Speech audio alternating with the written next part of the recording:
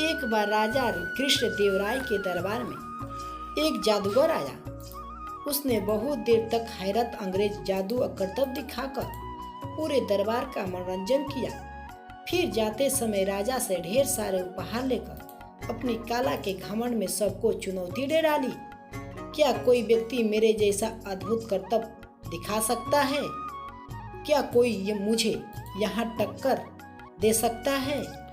इस खुली चुनौती को सुनकर सारे दरबारी चुप हो गए, परंतु तेनालीराम को इस जादूगर का यह अभिमान अच्छा नहीं लगा।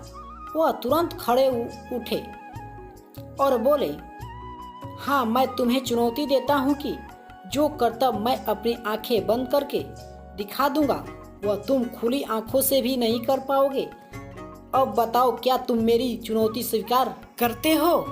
जादूगर अपने अहम अंत था, उसने तुरंत इस चुनौती को स्वीकार कर लिया। तेनालीराम ने रसोई को बुलाकर उसके साथ मिर्ची का पाउडर मंगवाया। अब तेनालीराम ने अपनी आंखें बंद की और उन पर एक मुट्ठी मिर्ची पाउडर डाल दिया।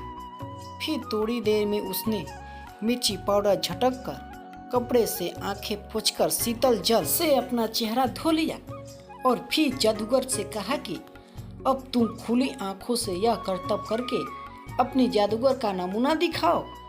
घमंडी जादूगर को अपनी गलती समझ आ गई।